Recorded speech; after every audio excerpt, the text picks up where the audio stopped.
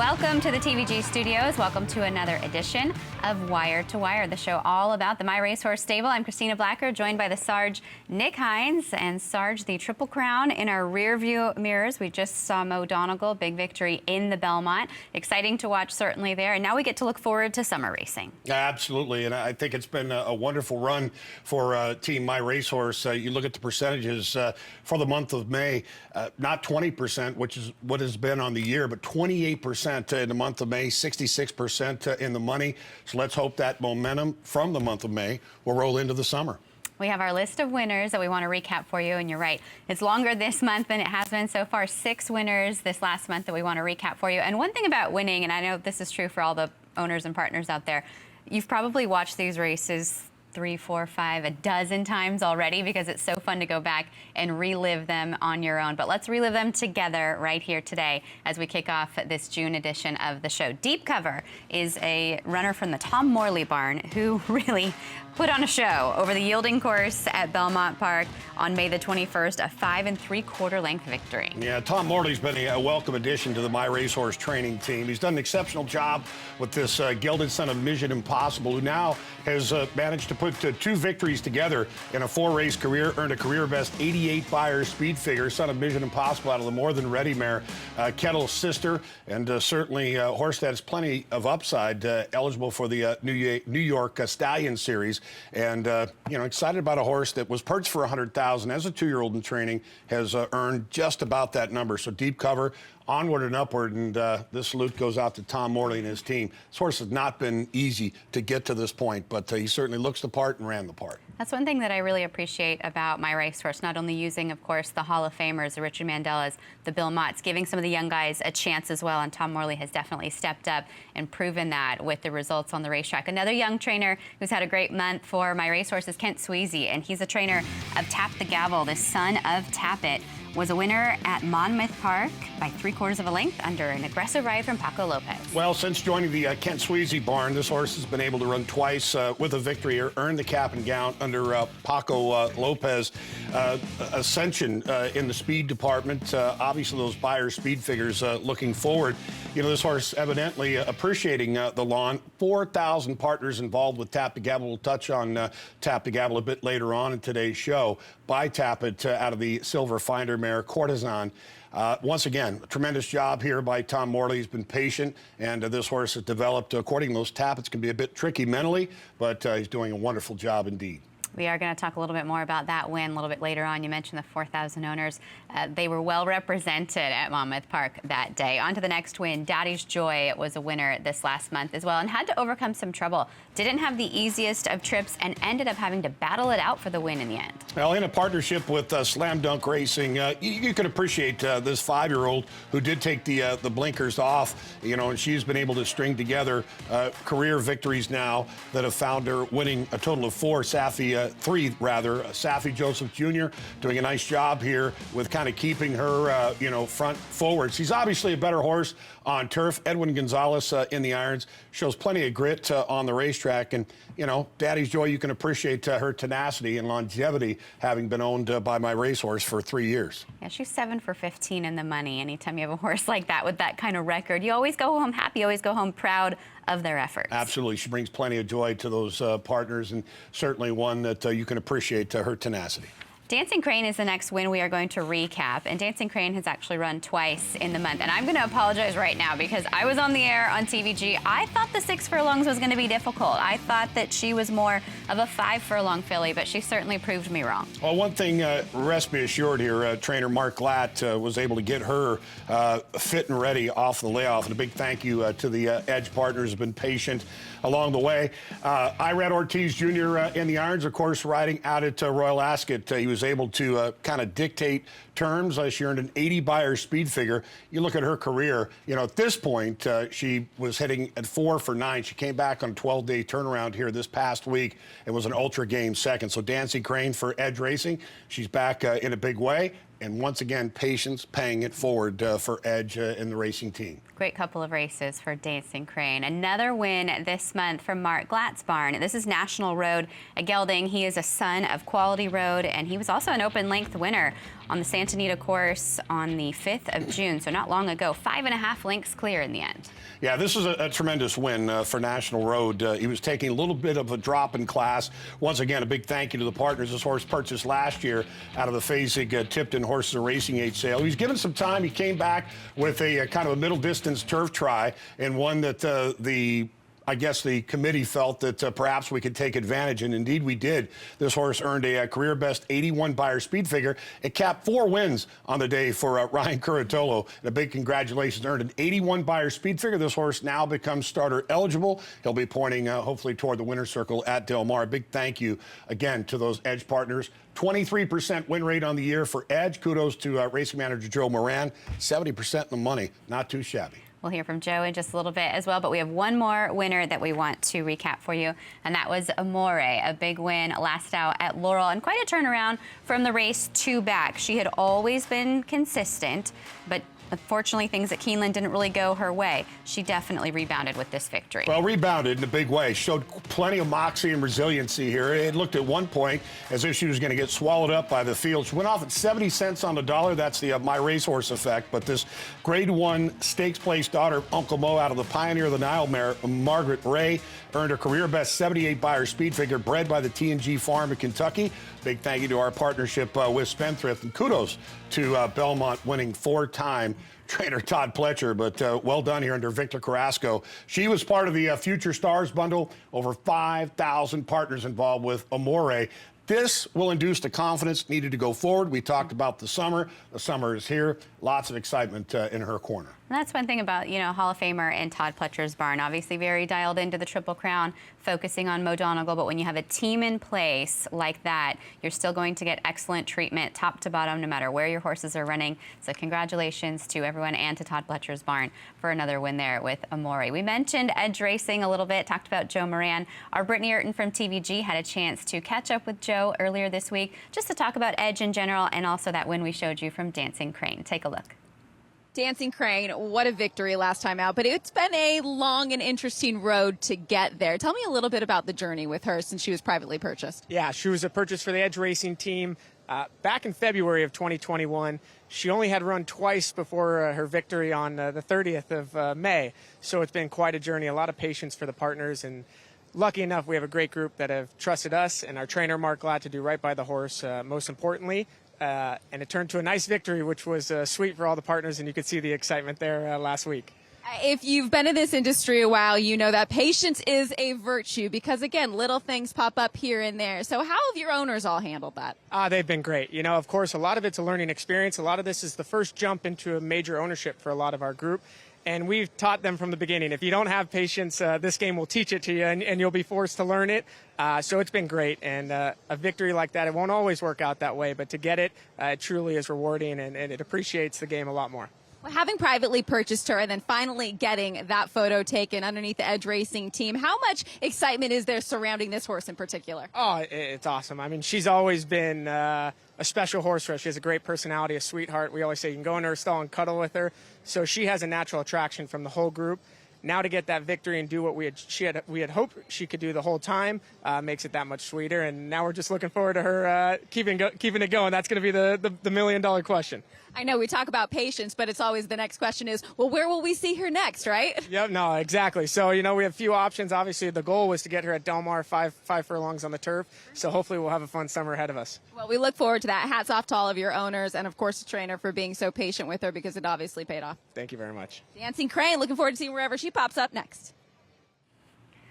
She's in some good form, and it will be exciting to see what she can do this summer at Del Mar and really all of the runners from Edge Racing. And I like what Joe was talking about education there off the top, because I feel like that has been such a big priority with MyRacehorse, even with shows like this, to make sure that everybody knows what's going on and is learning throughout the ownership process. Well, I think that the bottom line is we look at Edge Racing as being kind of the graduate program of MyRacehorse. It's a segue, if you will. You kind of go from the micro-share partner aspect to the more kind of focused and higher investment line for those capital investors. But, we have these Zoom calls bi-monthly, bi-weekly, whichever you will, and especially in situations like, for example, we had the setback with In Due Time. Unfortunately, couldn't go postward in the Preakness Stakes. But The bottom line is transparency, keeping an open book, if you will. It's a great partnership, and we're looking forward to Del Mar. We're planning on having a get-together right around the first week of August for those that may have owner interest in Edge. But Joe is top-notch. I've known him since a youngster. I used to train for his father, so our relationship runs deep. But great job, Mark Latt, and a tremendous job by some of our young trainers. And, of course, Todd Pletcher with the work that he did with Moran.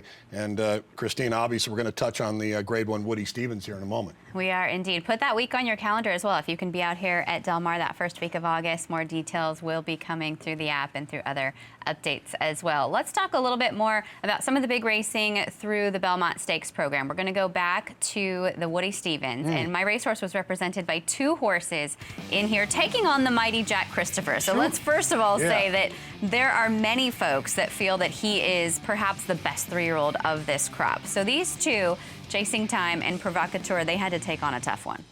But yeah, it's great to see we had Provocateur, Chasing Time, both competing in the Grade 1 Woody Stevens. The one thing about Chasing Time, and a big credit going out to our Midwest racing manager, Paige, it was a rather quick turnaround for Chasing Time coming out of the undercard Preakness weekend. But a horse that Steve Asmussen has done a very good job at kind of getting him back on track.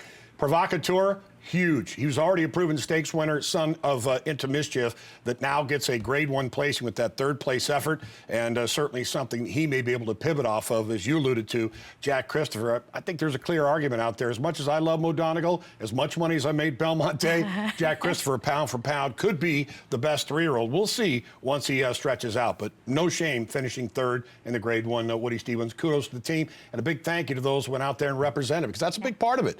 Being an owner, being a shareholder, being a partner, it's about you being out there to represent, and you truly did a wonderful job. And being a part of such a big day as well. Oh, yeah. There. Provocateur 3rd, Chasing Time 5th. One other note there, they did put the blinkers on. Chasing Time, Tyler Gaffleone coming away saying, even though it wasn't the result, obviously the win that you want, he did feel that the blinkers helped. He was more focused, and so we're looking forward to what's next with him. Yeah, well, he's certainly a talented son of not this time. But it's a nice 3-year-old group we have, and of course, Forbidden Kingdom, we had a West Coast chat yesterday with Joe Moran, and Gary Mandela jumped in, and the partners were able to come in. For those that don't know about the chats, West Coast, Midwest, East, you have the opportunity as a partner to come in and present questions, thoughts, or opinions. We welcome you, so be sure to check those out as well and look for those updates. Another update coming your way, our work of the month. We are going to focus in on a horse by the name of Above Suspicion. This is kind of a unique work because it didn't actually go particularly as planned. This is a look at 2 horses from the Timyak Teen Barn. That's Newgrange and Doppelganger. These are some really talented 3-year-old colts in here. Above Suspicion, the filly, the Daughter of Honor coach, she's going to end up catching them as company from just behind, and you'll see her kind of jump in and join this work. 4 furlongs and 48 and 4. Well, again, Above Suspicion, owned outright by My Racehorse. She was purchased as a yearling, a couple of years back. Obviously, a 3-year-old Daughter of Honor colt out of Johannesburg is exonerated. But this, in so many words, was a pretty impressive move considering the company line that she kept. She not only was giving up experience, but also giving up class. Above Suspicion, looking for that debut, which will hopefully take place the earlier part of Del Mar. I like the way she just drops her head, too, and really kind of gives it her all, even in the morning. That's one thing about a racehorse that I always look for. Without looking, could you tell me what head carriage she reminds you of? A Belmont Stakes winner trained by Neil Drysdale. Belmont Stakes winner trained by Neil Drysdale. APND? Bingo. Where are we going? Right. We're Beautiful going way head back. carriage. Love it. Yeah. Who knows? I mean, I think that there's plenty of upside here, but gotta love the work, right? Yeah, no, I love that work. I looked at it this morning with our friends over at XBTV, and there's a look at the official time that they give. I think anytime a horse doesn't drop their head, they're not really giving you 100%. And so when I'm watching replays and I'm handicapping, if they don't do that, there's other opportunities where I might try to find another horse in the race that I think is a little bit more gutsy, has a little more heart, going to really give you 100%, because I don't think you can teach that as a trainer. You can help get them fit, you can help give them, their confidence, but if they don't have that real fight and that real determination, I don't know that you can necessarily train that into a horse. And a horse that's going to drop their head and really extend themselves, that to me shows a lot of heart already, and she hasn't even run. No, absolutely. And again, she's had to overcome a few shortcomings along the way, and that's kind of the underlying patience gear that you can appreciate with MyRacehorse. She's in the perfect hands. Richard Mandela, of course, his assistant son, Gary. They've been very adept at kind of bringing her along. You know, they've had these setbacks, but, you know, as we often talk about, it's not the setback, it's the setback to the set up. And I think that we've proven 365 days a year is a season of horse racing, so you try to make the most of it when you have a horse that is finding their best. So above suspicion, keep an eye on her at that Seaside Oval. Looking forward to her debut from the Mandela barn. Okay, so from the work of the month to the moment of the month, we showed you the win from Tap the Gavel at Monmouth towards the top of the show. But let's take a look at some of the other celebratory festivities of the day, because many of you out there, the MyRacehorse owners, partners, and maybe just fans, showed up to support. Take a look. We got it! We got it! Come on, baby!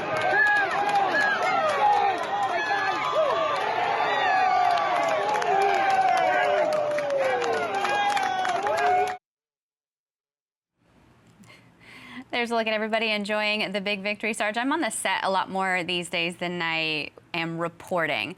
But in all my time reporting, my favorite time was to be down in the winner's circle and watching from that perspective, watching people cheer. Yeah. When you, as your eye and maybe your ears go to who is winning, because you can hear the shouts and celebrations, you can see people start to jump up and down. Just watching owners celebrate a win is so exciting. It's so fun from that perspective when you're not a part of it, to see how much joy that horse is bringing those people. Yeah, absolutely. And I think credit to Monmouth Park for allowing the festivity to essentially evolve, if you will. Over 4,000 partners. There weren't 4,000 there that particular day.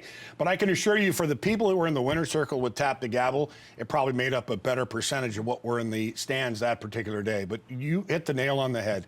You know, having been involved in all facets of the game, whether owning, training, managing, whatnot, it's about the experience. Whether you win, lose, or draw, it's about the experience. But the joy, when you take a step back and you see that, that truly is what it's all about. It's not really necessarily all about the bottom dollar. Right. Now, owning horses isn't exactly a cheap way to go to have that thrill, but at the same time, that's the beauty of MyRacehorse. With that micro-share opportunity, you can get in with a nominal fee and you can enjoy it. This has been an incredible ride. Tap the Gavel in itself, I think, puts it all into perspective. Been able to kind of get through a few little obstacles, and now he found his niche, and a big credit going out to Kent Sweezy. Speaking of Kent Sweezy, we had a few words with him after that win. Here he is. So, Kent, we got the win with Tap the Gavel. Yeah, we did. What did you think about it?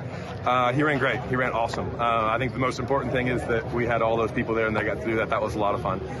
Those that probably made their month, so I'm happy to do it. And the horse, he ran awesome. He's been training good. I think most of the updates that we've had have been positive things, and I was a little bit worried that maybe he only had one work into him, but listen, he had 2 months off and he worked really good the other day, so when we saw that, we kind of knew we were in good shape. And look, it worked out good. Paco rode him perfect, and so far so good. He's come back good, and let's kind of move on to the next allowance race. And we know that he doesn't like the inside. Do you think the winning move was when Paco tipped him out and got him to the outside? I'd say so. When Paco looked behind him to see who was there, he knew he had enough horse to get past the Pletcher horse, so after that it was just keeping him to task. But again, that was might have been a little bit of a factor of him only having one work. It was enough to get him to this win. In an ideal world, you'd have another work into him, but weather and rain and things like that didn't let us do that. But listen, he got the W, and that's the most important thing for these guys, and I'm just thrilled to do it. Congratulations, Ken. Thank you. I listened to a podcast recently that our Gabby Gaudette did with Wayne Lucas, and just sort of touching on his win in the Kentucky Oaks with Secret Oath. And he said that when he was younger, he would enjoy these wins and sort of really take a lot of the pride in himself. But as he's grown older, he loves seeing how much joy he gets from bringing the owners to those places, to that winner's circle. And when Kent said that in the interview, I thought, wow, many years younger, and he's already hit the nail on the head, enjoying seeing what his work is bringing to his clients. Yeah, everything about Kent Sweezy, I think, can come from a humble perspective. And you bring up the coach, D. Wayne, and I think as you learn and develop in the game, I mean, I can't tell you how many post-race celebrations I had, but, you know, I did take a step back at some point in my life and career and say, it's not about me, although I'm excited. And I try to bring it all into a big party, but it truly is an event. And I think Kent, put it into perfect perspective. You could just see him leading those folks into the winner's circle. So it's a great thing to see. And I would hope that more racetracks around the country would welcome that. You know, I know that Del Mar made room last year. Abadanza, MyRacehorse, Medallion teaming up.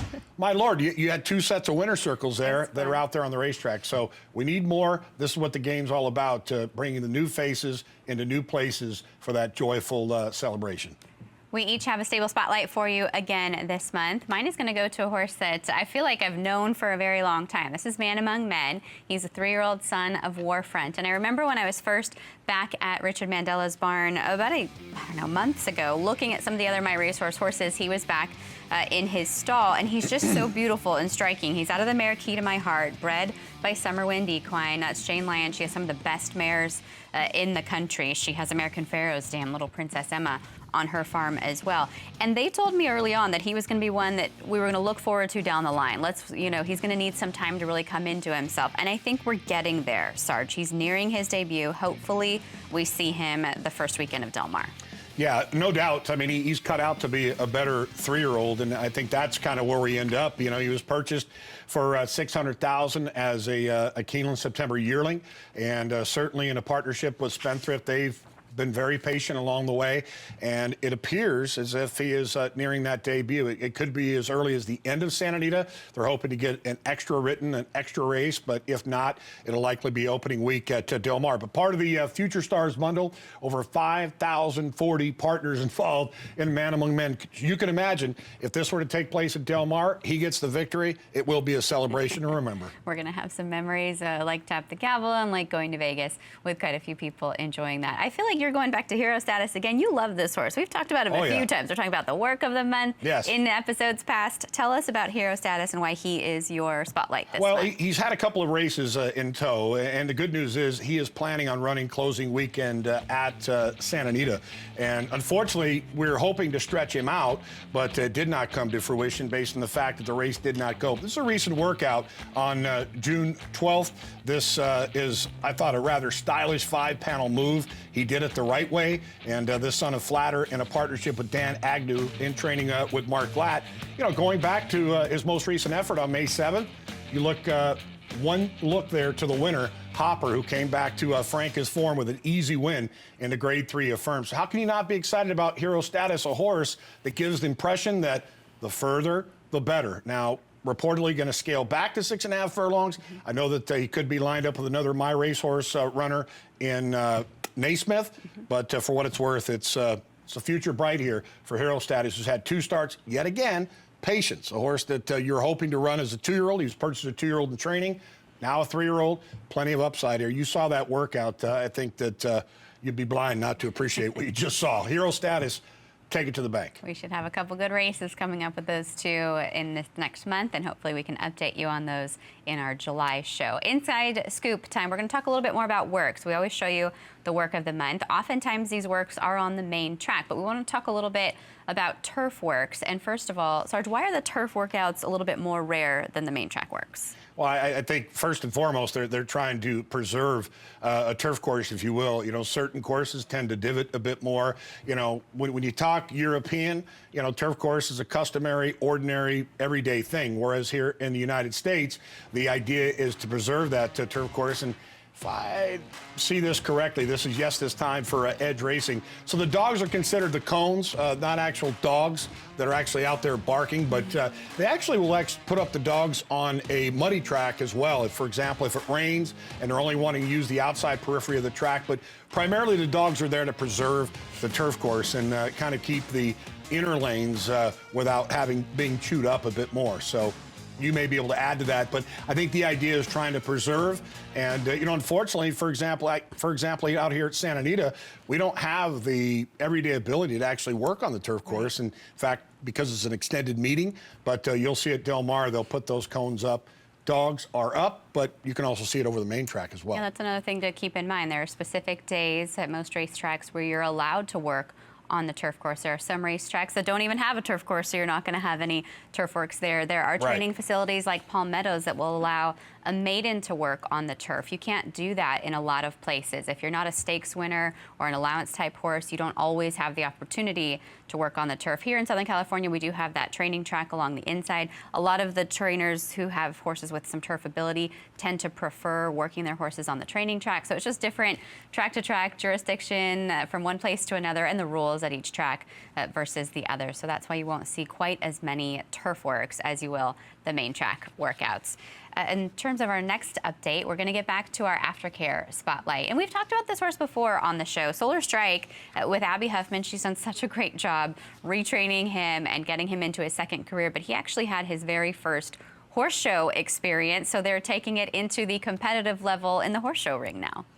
Yeah, what can I tell you? I mean, this has been quite the journey. You know, having known Solar Strike since he was a yearling to this point, major props going out to Abby Huffman. I mean, you know, took this horse on as a challenge. You know, he went through a process in his career where they took a step back. He spent some time with the horse whisperer and essentially went back into training. But Abby, in her own right, whispering to Solar Strike to say, let's coordinate. You talk about a life after racing. I mean, this horse has been kind of renewed, and it's such a wonderful thing to see because that really, and we've mentioned this on the show before for our CEO and founder, Michael Behrens, bottom line, soft landing. Bottom line, follow these horses. We have conversations about this all the time in-house, whether it be Joe Moran, Joe Mishak, and of course, Roderick Walkman. It's important, and obviously we're looking after these horses after their career is over. Unfortunately, Solar Strike couldn't go out and compete and perform on the racetrack, but he certainly has found a new lease on life, and a big kudos going out to Abby for the work done. Abby sent us a little update on him. Here she is. Hey guys, I'm here with Solar Strike. He's just enjoying some grass right now. He loves to free graze with no halter. He had his first horse show about a month ago. It was just a small jumper show here at home. He jumped excellent. But something I did learn about him is that he still is a little bit of a chicken about a few things. He was a little spooky and kind of caused him to be stubborn and saw a little bit of the old Solar Strike, but he got over himself. And so now the goals with him are basically just to really focus on getting his confidence up in new territory and work on his bravery. And something else I really want to work on with him is his focus. He likes to look around, and I want him to focus on the job more. And so something that I recently bought for him is this titanium mask you'll see on his face. And it's a therapeutic horse mask. And so for him, it's just basically just going to help him relax and kind of in moments that he might get anxious or have anxiety. And I haven't had it for very long. I haven't fully put it to the test, but so far I think it's doing its job. He seems to be a lot more relaxed in new territory, and I really hope to be able to get him off property soon and go on a lot of field trips in the future to help him with his confidence and hopefully be back in the show ring soon. But he's happy, as you can see. He's all about the grass and he's not going anywhere. But yeah, that's Solar Strike. Abby, thank you so much for the update. You can tell he's happy, he's spoiled. And you know, that's not unique to just Solar Strike being somewhat nervous at a horse show. That happens for a lot of horses, and a lot of horses that may not have even begun their careers on the racetrack. I had a pony myself who was terrified of any new scenario. And I'll be honest, for 2 or 3 years, every time I went to a horse show, she stopped, I got bucked off, she ran around. My dad would get on her because he was so mad because she was so naughty at the horse show. But we both got through it. She overcame some of those things that she was afraid of, which were she'd see a plastic bag and get scared. She'd Oh, yeah. see a wheelbarrow and get scared. The silliest little things. But in the process, I became a much better rider. So at the end of the day, we did win our fair share of blue ribbons, but there were those bumps in the road. And I think Abby's just kind of going through that right now with Solar Strike. Fortunately, she's a much better rider right now than I was at that stage. So she's staying on his back, but it's part of the process. Yeah, absolutely. And I think when you kind of go back to the thoroughbred itself, I mean, obviously this is a breed designed, bred to be a racehorse. And unfortunately for Solar Strike, it had nothing to do with his talent. It just had to do with his mental capacity. But he's seemingly outsmarted the game. You can see a horse that is truly a happy customer, not only a horse that's content, a hungry horse at that, but fight or flight is what we talk about with the thoroughbred. But Abby and Solar Strike, they seem to be the perfect tandem, and I'm looking forward to the journey going forward. We talked in earlier shows about Wayne O, for example, another horse that's made it into competition. But, you know, again, we owe it to these horses. We owe it to them to get them into a place where they can live out their lives, whether they may end up just being riding horses for that matter. But tremendous work, and look forward to more of those updates going forward. Let's update you on your upcoming runners. Grab your pen and paper and mark this down in terms of races that we are looking forward to this next month with both the MyRacehorse runners and the Edge Racing runners as well. It is going to be a busy second half of June. Indeed it is. Yes, this time making his second start back for Edge in graded stakes company at Monmouth Park, and Halofied debuting Daughter Unified for trainer Rob Atras out there in the Big Apple, Sun Sand drink in hand, looking to get him back on the beam. It'll be great to see Carruthers, newly gelded, competing out there at Gulfstream Park. Naismith back on the beam, potentially could be entered up in that same race as Hero Status, and that race being on closing day out at Santa Anita. So there's the list. I can at least count, I don't want to sound too cocky, but I can count at least 4 winners in that list right there. How about that? Full list, and we haven't even kind of cracked into those condition books for Saratoga and Del Mar, so it's going to be busy into July as well with the MyRacehorse runners. Last order of business on the show this month is our stable question, and we want to talk a little bit more specifically about investment and about how you can get involved and how many people can get involved. So Sarge, I'm going to pose these to you. How many people can invest in one horse with MyRacehorse, and how does the size of the different ownership groups impact the investing? Well, the number itself is finite. For example, if you have 100 shares available in a particular horse and they're all designed to be 1% each, you can do the math at 100. But say, for example, if you were offering up a micro share of 0.001, essentially you could have 1,000 partners in that particular horse. So it'll vary depending upon which horse it is. For example, Monomoy Girl, there was an opportunity on that lease program for her that there was a greater amount that had the opportunity to invest. As far as the bottom line and the investment level, it's all contingent upon what the horse is purchased for. And the one thing you have to also take into consideration that insurance and pre-funded training, for example. It's not just the bottom line purchase price. So the number is finite. It's all contingent upon the shares available in that particular horse and the micro share that's being offered up. It could be 0.1, 0.01, 0.001, 0.0001. So you can do the math on that one. One thing I've been surprised by myself is just meeting how many MyRacehorse owners are out at the track and are just continuing to add to their portfolio, so to speak, each and every day. I mean, and I think even if you don't own a piece of a specific horse, you still feel like you're on that team. You watch those horses run in the Woody Stevens, and you may have a handful of horses that you own in California, but that's still your team running on the big day, and you have a rooting interest. Well, it's interesting. I just happened to be at Santa Anita. It was last weekend, and I was down in the clubhouse area, and I was, punching in a bet, and there was a gentleman behind me, and he walked up, and he says, "Are you Nick Hines of Sarge?" And my racehorse turned around. I said, "Yeah." I said, "How did you know?" He goes, "Well, I recognize your voice from wire to wire." Well, Brian is a pastor in Dallas, Texas, and he owns, I believe he's involved in 7 different horses. So I had an opportunity to get to know him. And this is a shareholder partner that I had never met. So if you're out of the track, if you see me, see Christina, we can certainly, say hello to one another. It's just a wonderful thing to see, because the joy, the excitement, and fulfillment, watching the process evolve. And, again, it's like card collecting. They like collecting various horses, and you said it, the fact that people are rooting for one another is, unless it's chasing time against Provocateur, then it's a different ballgame. Then you can pick your specific horse and root for that one. Yeah, definitely share your stories with us. We want to hear from you. And if you need any more information, you can always download the app, MyRacehorse. You can go to MyRacehorse.com, reach out to any members of the team for more information and for how you can get involved and become a part of the MyRacehorse stable. That's going to do it for us here this month on Hold on, Wire to Christina. Wire. I just have to say one thing. Happy birthday to you. Happy birthday to you, Happy too. birthday. We have the same birthday for Yeah. anyone that doesn't know. June 21st. Sarge and I will both Hoorah. be celebrating. All right. And I'm going to stop counting after this year. Yeah, you're good. Onward and upward. Enjoy the rest of the month. We hope to see you out there celebrating those MyRacehorse winners. We know we'll have lots to recap for you in July. Happy summer, and we'll see you next time here on Wire to Wire.